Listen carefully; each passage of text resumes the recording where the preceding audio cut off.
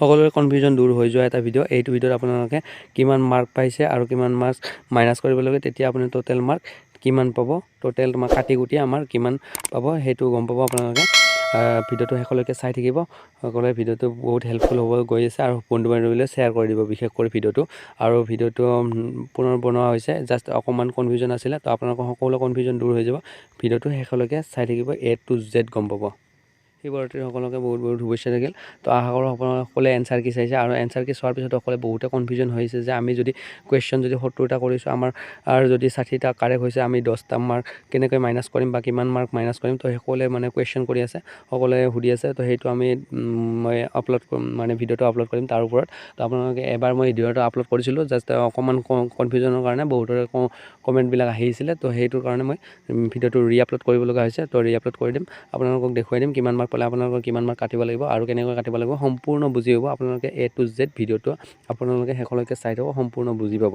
তো আমি প্ৰথমতে চাব লাগিব, আপোনালোকে শুদ্ধ কৰি কেনেকৈ এনচাৰ কিখন চাব। যদিহে আপোনালোকে এইটো চুজ অপশ্যন, অৰ্থাৎ আপুনি এটেম্প কৰা অপশ্যনটো যদি 3 আছে, আৰু যদি ইয়াত কাৰেক্ট এনচাৰটো ব্লু চিন অৰ্থাৎ 3টো যদি আছে, তেনেহ'লে 3 যদি একে মিল হৈছে, তেনেহ'লে আপোনালোকে +2 মাৰ্ক পাই যাব।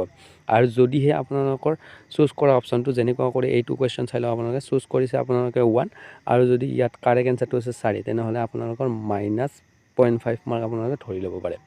এনেকৈ মানে -0.5 মাৰ্ক আছে আমাৰ। আৰু গতিকে আপোনালোকে এক্সাম দিয়াৰ আগতে গমেই পাইছে। এতিয়া আমি ধৰিলোঁ আমাৰ মাৰ্কটো কেনেকৈ উলিয়াম। আমি যদি 70 পাইছোঁ, 10টা যদি নিগেটিভ গৈছে, কেনেকৈ মাৰ্কটো উলিয়াম। তো আমাৰ সম্পূৰ্ণ প্ৰচেছটো চাই লওক। 1 নম্বৰতে প্ৰথম কথাটো হ'ল, আমাৰ 160 মাৰ্কৰ কুৱেশ্যন আছিলে, আৰু মানে পেপাৰটো আছিলে মাৰ্কৰ, আৰু 80টা কুৱেশ্যন আছিলে, 80টা কুৱেশ্যন। আমি এতিয়া 80টা কুৱেশ্যনৰ আমাৰ কিমানটা ধৰি ল'ম, 80টা কুৱেশ্যন আছিলে, 80টা কুৱেশ্যনৰ আমি এটেম্প কৰিলোঁ 60টা, ধৰিলোঁ ইয়াক আৰু দুভাগ কৰি ল'লোঁ। 60টা অৰ্থাৎ আমি টাচ কৰিলোঁ 20টা, এইপিনে মাইনাছ কৰি দিলোঁ, কাৰণ আমাৰ সময়ৰ অভাৱ হৈছিলে। ধৰিলোঁ 1 ঘণ্টা টাইমত কোনো সম্ভৱ নহয় 80টা কুৱেশ্যন কৰা বা কেলকুলেট কৰি কিনে শুদ্ধ কৰি কৰা। তাৰ কাৰণে আমি ধৰিলোঁ কনফিউজনৰ কাৰণে আমি 20টা কুৱেশ্যন এৰি আহিছোঁ, অৰ্থাৎ টাচে কৰা নাই। আমি 60টা কুৱেশ্যন টাচ কৰিলোঁ, তাৰে আমি আৰু দুভাগ কৰিলোঁ, 40টা আমাৰ পূৰা কাৰেক্ট হৈ গ'ল, আৰু 20টা ইনকাৰেক্ট হৈ গ'ল, অৰ্থাৎ 40টা আমাৰ প্লাছত আছে, 20টা মাইনাছত আছে। এতিয়া আপোনালোকে চাই লওক, মই সম্পূৰ্ণ বুজাই দিছোঁ, সম্পূৰ্ণ আপোনালোকে বুজি পাব। 60টা কুৱেশ্যন আছিলে, 40টাত আমি কিমান মাৰ্ক পালোঁ, এটা 2 মাৰ্ক কৰি আছিলে, 80 মাৰ্ক পাই গ'লোঁ আমি, অৰ্থাৎ +80 মাৰ্ক। আৰু এইপিনে যিটো 20টা আমাৰ মাইনাছত আছিলে, এইটোক 4ৰে হৰণ কৰিম, কাৰণ 4টা গ'লে এটা কুৱেশ্যনৰ মাৰ্ক যাব। এটা কুৱেশ্যনৰ মাৰ্ক মানে 2 মাৰ্ক আমাৰ মাইনাছ হৈ যাব। যি গতিকে 4টাত এটা কুৱেশ্যনৰ মাৰ্ক যায়, 4টাত এটা কুৱেশ্যনৰ মাৰ্ক যায়, সেইকাৰণে আমি 4ৰে হৰণ কৰিম। চাই সি ওপৰত 20 থাকক, চাই 15টাই আমি এৰিও, চাই 17টাই, চাই 16টাই হওক, যিকোনো থাকিলে আপোনালোকে ওপৰত যিটো থাকে, তলত আপোনালোকে 4টো বহাই দিব, ওপৰত আপোনালোকৰ যিমানটা মাইনাছ গৈছে সেইটো বহাই দিব। এতিয়া 4ৰে আমি 20ক ভাগ কৰিলে 5টা কুৱেশ্যনৰ মাৰ্ক যাব, অৰ্থাৎ 5টা কুৱেশ্যন মানে 5টা কুৱেশ্যন × 2, অৰ্থাৎ 10 মাৰ্ক আমাৰ নিগেটিভ যাব। গতিকে 80ৰ পৰা -10 আপোনালোকে কৰি দিয়ক, অৰ্থাৎ আপুনি 70 মাৰ্কহে পাইছে। বুজি পালে সম্পূৰ্ণ? আৰু এবাৰ কৰি দিছোঁ আমি, প্ৰথমৰ পৰা আৰু এবাৰ বেলেগ কৰি দিছোঁ। এইবাৰ আপোনালোকৰ এটা অযুগ্ম সংখ্যা দিম, 15টা আমি ধৰিলোঁ, যিটো মানে যিটো আমাৰ অযুগ্ম সংখ্যা এটা দি দিলোঁ আপোনালোকক। ধৰিলোঁ আমাৰ 60টাই কৰিলোঁ, 60টাই ধৰি ল'লোঁ, আপোনালোকে চাই ল'ব। 60টা এটেম্প কৰিলোঁ, ইয়াত 60টা এটেম্প কৰিলোঁ, ইয়াত 15টা আমি মাইনাছ গ'ল। এতিয়া আমাৰ 45টা শুদ্ধ হ'ল। 45টাত 2 মাৰ্ক কৰিলে হ'লে আপোনালোকে গম পায় 90 মাৰ্ক আমি পাই গ'লোঁ, অৰ্থাৎ প্লাছত আছে। এই 15টাক আমি 4ৰে হৰণ কৰিম। প্ৰথমতে 4ৰে যিটো আমাৰ লাষ্ট নাম্বাৰ পাম আমি 4ৰে ভাগ কৰি থাকোঁতে, এইটোৰ ওচৰা ওচৰি সেইটোক লগি আমি যাম। 4ৰে 4 3 × 12, অৰ্থাৎ 3টা কুৱেশ্যন সম্পূৰ্ণ গুচি যাব আমাৰ। 3টা কুৱেশ্যনৰ মাৰ্ক সম্পূৰ্ণ গুচি যাব। 3টা কুৱেশ্যনৰ মাৰ্ক কিমান হ'ব, এটাৰ মাৰ্ক 2, গতিকে 2 কৰি আছে, 3 পূৰণ 2, 3 পূৰণ যদি আমি 2 দিম, তেনেহ'লে 6 মাৰ্ক আমাৰ গুচি গ'ল, অৰ্থাৎ 90ৰ পৰা 6 মাৰ্ক গুচি যাব। আৰু ইয়াতে 3 4 × 12 হ'ল, 15টা আছিলে, 12টা কুৱেশ্যনত আমাৰ 3টা কুৱেশ্যনৰ মাৰ্ক গুচি যাব, আৰু 3টা গুচি যোৱাৰ কাৰণে 6 মাৰ্ক গুচি যাব।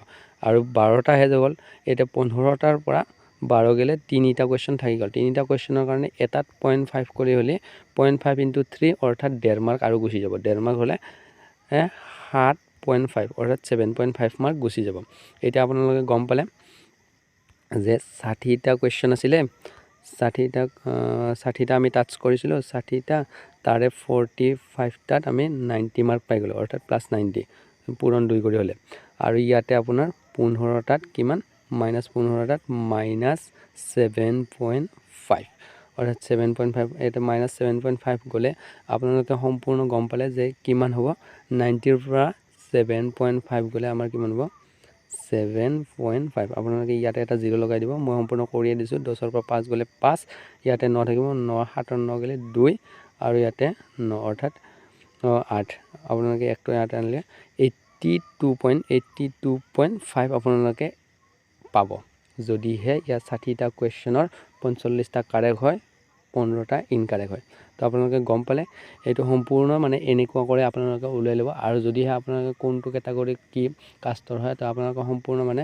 কিমান মাৰ্ক পাইছে কাটি কুটি এনেকৈ আপোনালোকে উলিয়াই লৈ কিনে আপোনালোকে কমেণ্ট কৰিব কিমান মাৰ্ক পাইছে তো আপোনালোকে সকলোৱে আৰু এটা মই ভোট ক্ৰিয়েট কৰিছোঁ তো সেই ভোটটোত আপোনালোকে পোল কৰক যাতে অসমৰ ল'ৰা ছোৱালী গম পায় অসমত এভাৰেজ কাট অফ কিমান যাব পাৰে সকলোৱে এটা আন্দাজ লগাব পাৰিব এইবাৰৰ কাট অফ কিমান যাব পাৰিব তো সকলোকে শুভ ৰাত্ৰি কৈ কিনে মই ভিডিঅ'টো শেষ কৰিলোঁ জাষ্ট এইটো ক'ব লগা আছিল ভাল লাগিছে যদি আপোনালোকে যদিহে অকণমান ইনফৰমেশ্যন কিবা এটা পাইছে বা হেল্পফুল হৈছে তেনেহ'লে ভিডিঅ'টো শ্বেয়াৰ কৰি দিব বন্ধু বান্ধৱীলৈ সকলোৱে যাতে এনেকুৱা হিচাপত উলিয়াই ল'ব পাৰে জাষ্ট এইখিনি ক'ব লগা আছিল জয় হিন্দ জয় ভাৰত জয় অসম